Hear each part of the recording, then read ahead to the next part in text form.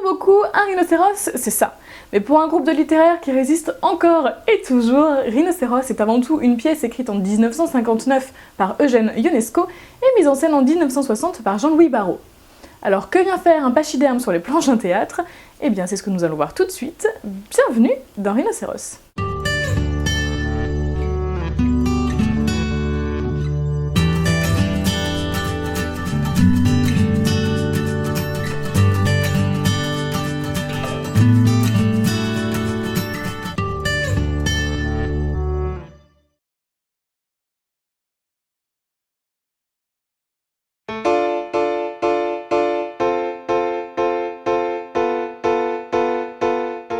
Imaginez une terrasse dans un petit village paumé avec deux copains, Jean et Béranger, que tout oppose, que ce soit de leurs vêtements jusqu'à leur conception de la vie.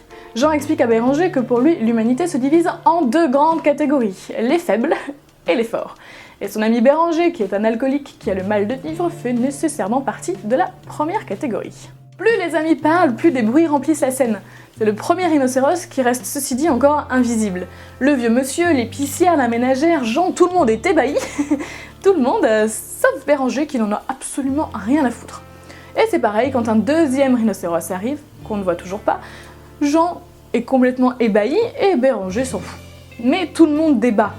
Est-ce que le rhinocéros avait une corne ou deux cornes? Est-ce que c'était les mêmes rhinocéros? Est-ce qu'ils étaient africains? Asiatiques? Oui, c'est vrai, c'est les questions qu'on se pose quand on se fait envahir par un rhinocéros. C'est normal. On est maintenant dans un bureau, c'est-à-dire dans un espace clos, et on y trouve le patron, Monsieur Papillon, Bottard, Dudard. Attention, c'est comme Dupont et Dupont, on a toujours tendance à les confondre un peu. Daisy, la jolie secrétaire dont Béranger est amoureux, et Béranger lui-même. Sauf qu'il manque un employé, Monsieur Boeuf. Et à peine Madame Boeuf est-elle arrivée dans le bureau pour excuser l'absence de son mari, que des barrissements se font entendre sous les fenêtres et l'escalier s'effondre. Plein de rhinocéros sont en bas dans la rue. Et là, Madame Boeuf reconnaît son mari. Oh ça va, entre un bœuf et un rhinocéros, on a vite fait de se tromper. Et elle saute le rejoindre. Sauf que l'angoisse monte. Si les rhinocéros sont en fait des hommes, ça veut dire que la ville n'est pas victime d'une invasion ou d'un gros problème de zoo, mais d'une épidémie. Et les métamorphoses se confirment quand Béranger va retrouver Jean dans sa chambre pour s'excuser après leur engueulade au café. Plus il parle, et plus Jean devient vert, sa voix devient rauque, sa peau devient rugueuse, et une corne commence à pousser juste ici. En fait, Jean est en train de se transformer en rhinocéros devant les yeux de Béranger, et devant ceux du spectateur.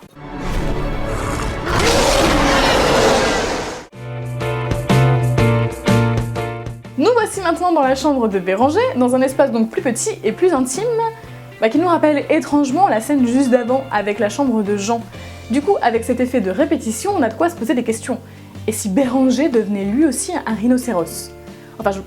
Il se pose lui aussi toutes ces questions-là, commence à paniquer, et Dudard, son collègue, arrive pour prendre des nouvelles. Il lui explique que Monsieur Papillon, Bottard et toute la clique sont devenus des rhinocéros. Béranger panique encore plus, mais Dudard essaye de le rassurer avec des arguments très intelligents, mais en prenant quand même tout ça un petit peu trop à la rigolade. Et du coup, paf, il devient un rhinocéros. Heureusement, Daisy arrive, qui est encore bien humaine.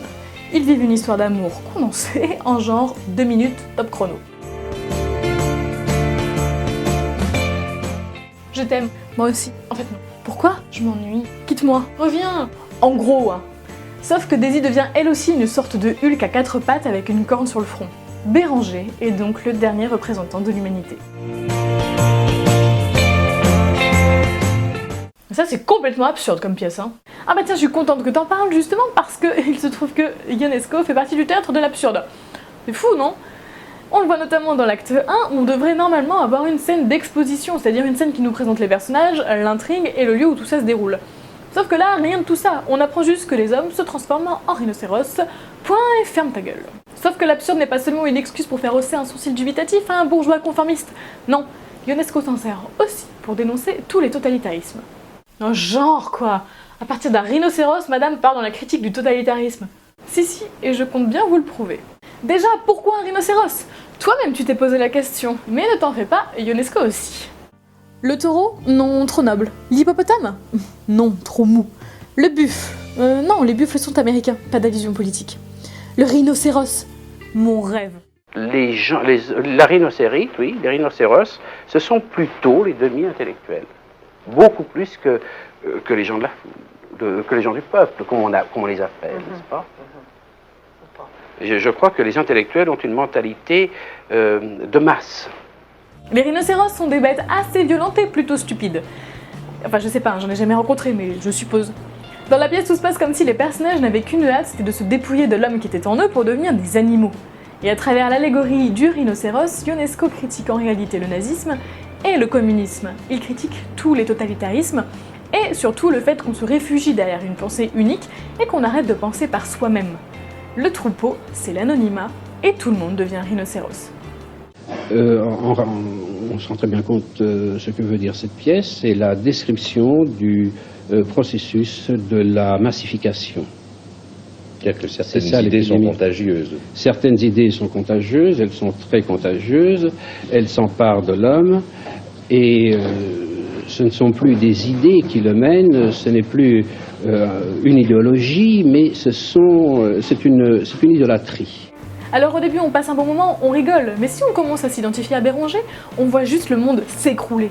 La menace devient réelle, l'absurde laisse la place au tragique. Si vous remarquez bien, tous les personnages sont représentés par des fonctions, serveuse, épicier, logicien, sauf Béranger qui est vraiment individualisé. Oui, et Jean, vous allez me dire. Eh bien c'est sans compter les jeux de mots de l'acte 1. Il y a beaucoup de Jean, n'est-ce pas Jean? Et Bottard, le double de Dudard. Daisy, le prénom d'une fleur. Monsieur Papillon, un papillon qui devient rhinocéros, c'est quand même assez comique. Et Monsieur Bœuf est bien prédestiné à devenir un périssodactyle, car on sait bien que du bœuf au rhino, il n'y a qu'un pas. La parole est la première arme du pouvoir, alors surtout prenez bien garde, car il se pourrait que demain votre pensée ne soit plus la vôtre, mais celle qu'on ait bien voulu que vous ayez. Ne devenez pas un rhinocéros. Ouais, c'est vert, et puis en plus vous aurez un truc là. Non, c'est surtout que vous n'aurez plus rien d'un homme, et voilà la deuxième grosse critique de Ionesco. La critique du langage et de l'usage qu'en fait le pouvoir.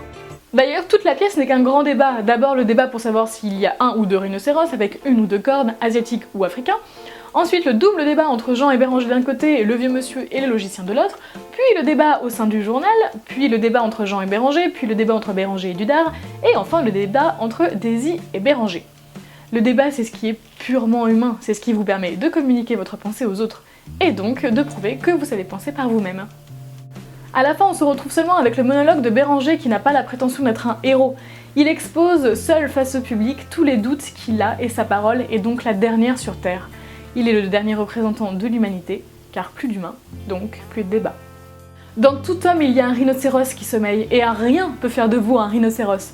Alors surtout, restez indépendant d'esprit, continuez de penser par vous-même, ne laissez personne vous dicter ce que vous devez penser, et n'écoutez pas tout ce qu'on vous dit sur internet. Vous pouvez laisser un pouce vers le haut, commenter, partager cette vidéo, et d'ici à ma prochaine vidéo, comme d'habitude, prenez soin de vous, et bonne lecture. Si cela s'était passé ailleurs, dans un autre pays, et qu'on eût appris cela par les journaux, on pourrait discuter paisiblement de la chose, étudier la question sur toutes ses faces, en tirer objectivement des conclusions. On organiserait des débats académiques, on ferait venir des savants, des écrivains, des hommes de loi, des femmes savantes, des artistes, des hommes de la rue aussi, ce serait intéressant, passionnant, instructif. Mais quand vous êtes pris vous-même dans l'événement, quand vous êtes mis tout à coup devant la réalité brutale des faits, on ne peut pas ne pas se sentir concerné directement. On est trop violemment surpris pour garder tout son sang-froid. Moi, je suis surpris, je n'en reviens pas.